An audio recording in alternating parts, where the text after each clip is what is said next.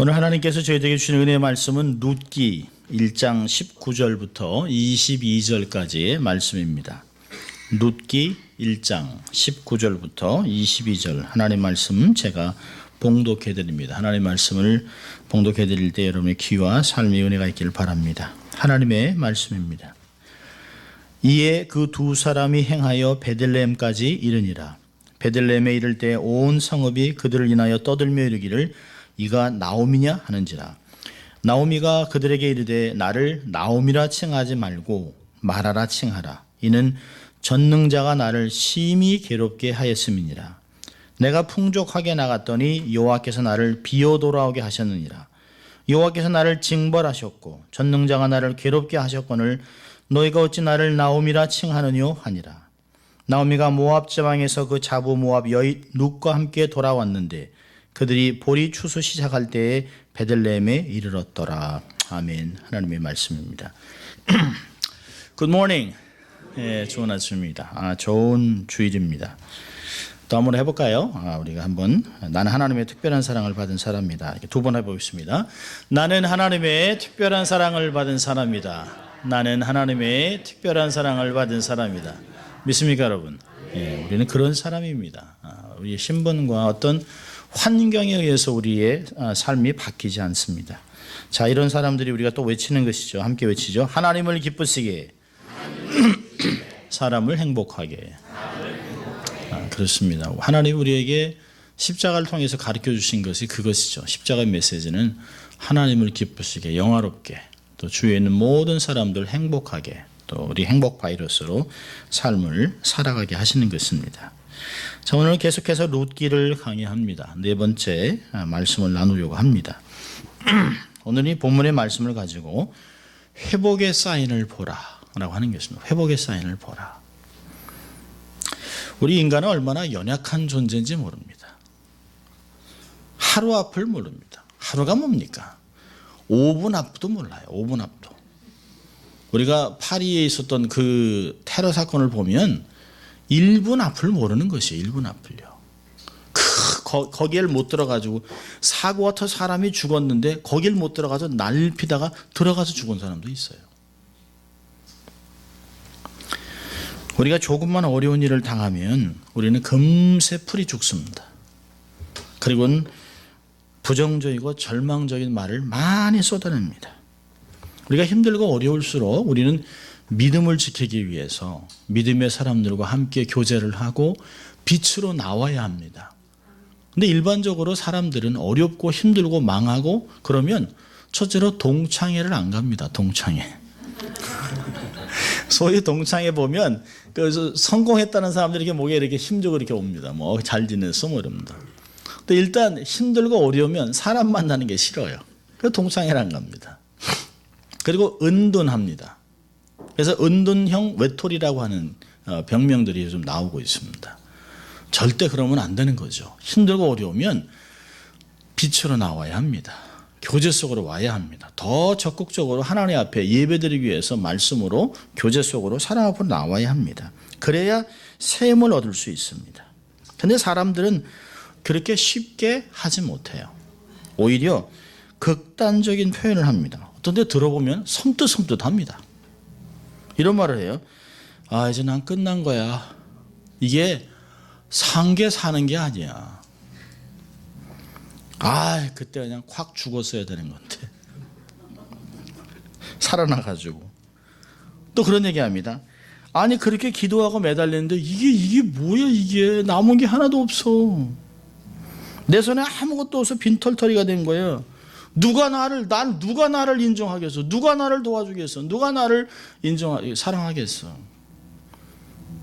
아무도 없다라고 얘기할 때 그 주위에서 남편, 아내, 가족, 부모, 형제, 친척, 목회자, 믿음의 식구들은 우리가 있는데 아무것도 없다라고 고백하는 거 보면서 말도 못 걸어요. 말도. 괜히 뭐라고 했다 확 쏠까 봐. 얼마나 힘들까요? 주위에 있는 사람들이. 저는 목회자이기 때문에 주위에 이런 사람들을 종종 목격하게 됩니다. 여러분 보면 사람이나 환경은 사람을 못 바꿔요. 사람이나 환경은 사람을 회복시킬 수가 없습니다. 사람을 회복시킬 수 있는 건 유일하게 하나님의 사랑입니다. 그래서 이 눕기 전체는 하나님의 사랑으로 도배해 놓은 거예요. 헤세드라고 하는 하나님의 사랑, 그 하나님의 사랑이 룻기 1장부터 마지막 장까지 절절히 구구절절히 묻어 있습니다. 근데 문제는 우리가 보지 못한다는 거예요.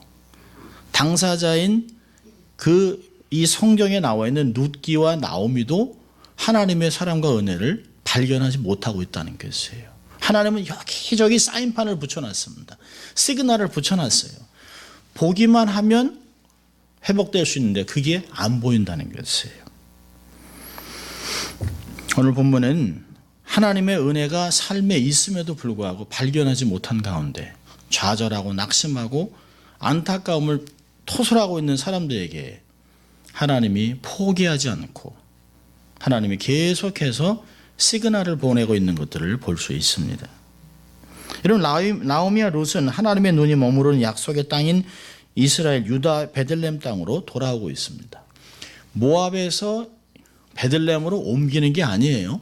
돌아오고 있다라고 얘기하고 있습니다. 사실은 고향으로 돌아오기보다는 하나님의 품 안으로 하나님의 사랑 안으로 돌아오고 있다라고 룻기는 기록하고 있습니다. 이들이 돌아오는 것을 보면서 가장 먼저 마음 졸이고 기다렸던 분이 누굴까요? 하나님입니다. 하나님이 그들로 하여금 마음을 돌이키게 하고 또 결정하게 하고 그 결정을 통해서 당신의 품 안에 당신의 약속의 땅으로 들어올 수 있도록 하나님이 철저하게 계획하고 있는 것들을 성경을 통해서 볼 수 있습니다.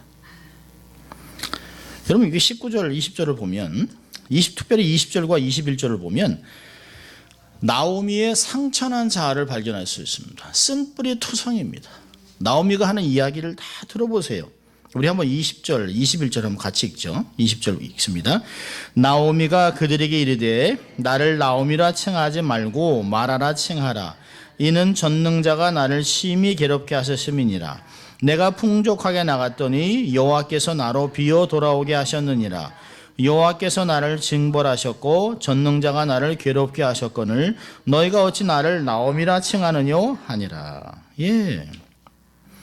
나오미와 룻이 베들레헴에 도착하니까 성읍 전체가 들썩들썩했다고 얘기합니다. 19절에 보니까 온 성읍이 그들로 인하여 떠들며 이르기를 얘기합니다.